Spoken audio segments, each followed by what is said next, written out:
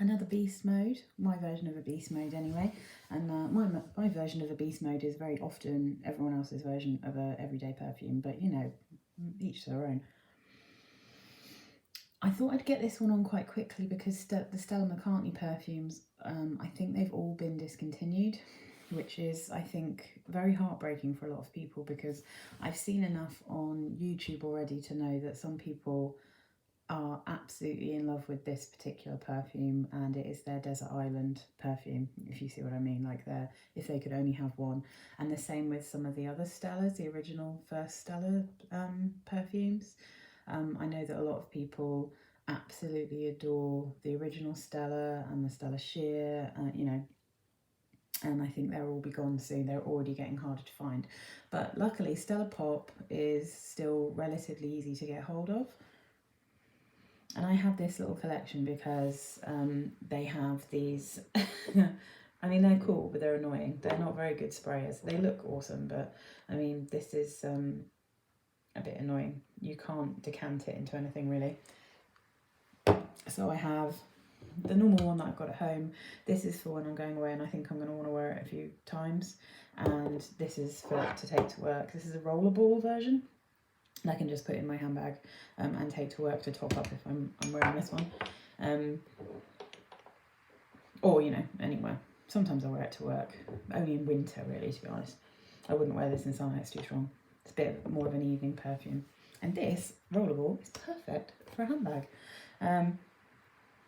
So I came across this because I really like tomato leaf. I am going to do a video of my everyday perfumes, or at least my everyday perfumes through the ages, and the first one in that has tomato leaf in it, and it's quite a rare note to find in perfumes. And because I loved it so much in labels, I did actually do a search by note, and I've searched and I've tried a lot of tomato leaf perfumes, and this one I thought, oh, I'll try that. It looks like a cool bottle.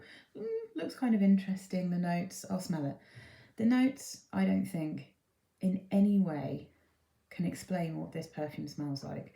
This perfume smells exactly like a perfume that I used to have and wear when I was a young kid stroke teenager. And I cannot for the life of me remember what that perfume was, but the second I smelt this, I was like, woof, transported back to being very young, and wearing this kind of sweet, flowery, dare I say it, bubblegummy perfume. So anyway, so the notes, the official notes for this, the ones that I can find on Fragrantica. Top notes, tomato leaf, green mandarin and violet leaf. Middle notes, tuberose, frangipani and violet. Base notes, musk, sandalwood, cedar. And it just, this is slightly otherworldly, in the way that my partner said to me that he didn't think oxygen smelled human. This one to me doesn't smell very human. I don't think there's really anything going on in this that I think smells particularly natural, but I also absolutely love it. I don't know if I love it because it reminds me of being a kid, or if I love it because it's just a great perfume. Possibly either, possibly both. So for me, it's violety, and I think the tuberose makes it a bit bubblegummy. Maybe the frangipani is making it a little bit sweet. I'm not going to say almondy, but it definitely has some kind of sweety warmth, but there's no vanilla in it. Is it? I don't know if I'd say it was creamy either. Maybe slightly powdery. I wouldn't really know there's violet leaf or mandarin in this particularly. It is a little bit sharp on top, but I think it's a little bit sharp when you first spray it because of the violets. It definitely, and maybe has like, if Parma violets and some bubblegum had a baby with a sandalwood musk base, I don't know. It's so hard to describe this perfume. Because although I can say it just smells like the 90s. It smells like the early 90s to me. I don't know why it smells like the early 90s, but it does smell like the early 90s. And this pink, this is what it smells like. It smells like this bright pink with the kind of purpley duo tone. I don't know if any of you are actually from the 90s, you'll remember that everyone had the two-tone pink and like pink with a blue overlay that makes everything look purple. All clothes had that on. They were so trendy. I think the bottles are very pretty. Again, you know, I mean, I've said before, I like angular stuff. So this is angular and a big old round, beautiful circle on the top.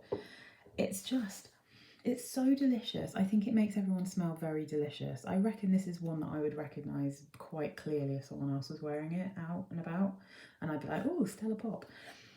Very, very tasty. But again, this is for me like a flirty evening smell. It's not like a serious evening smell.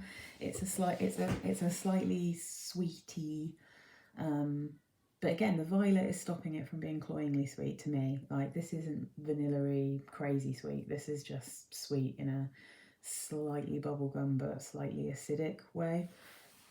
It is definitely slightly acidic, and I find that with a lot of violet perfumes. But it's really pretty. This is definitely a playful one. In my evening perfumes, this is definitely very playful. Now, I also tried Stella Blueberry. You silly woman. Stella Pop Bluebell. I do actually have that, but it's all packed away, ready to be shipped off because I'm gonna get rid of that one because it is very much based on this perfume, but it's just more floral. And as it turns out, I don't like this when it's more floral. I think what I like about it is that it is a bit bubblegummy and a bit like sweets. And the more floral it gets, the less I like it. I think some people prefer the Bluebell one. But I think, weirdly, this already gives me a weird Bluebelly vibe. And the Bluebell one just smells... I don't know that I think it really smells like bluebells, and I have been in woods with bluebells in. I think it makes it even more sour and more floral, and I'm not so keen on that one. So this is the one that I like, but if this was too bubblegummy for you, if this is too tuberosy for you, and you like the general vibe of it, then you might really, really like the Bluebell version. And that one is actually even easier and cheaper to get than the original Stella Pop. But if you want to try this, or if you already like it, you better stock up because this is going to disappear quite soon, I think. And it is genuinely a very, very real shame. I did think that maybe another perfume company would pick these up because I know lots of her perfumes are quite popular. And if they were a bit newer and a bit like people talked about them more, I think they'd still be selling really well, because this, to me, even though it really reminds me of the 90s, it is much more interesting and modern than a lot of other perfumes that I smell. I smell so many perfumes and they all smell the same. So many new perfumes all smell the same to me. Fruit Chili, Fruit Chili, Fruit Chili. This is a very standalone and interesting perfume, and it's totally lush. So yeah.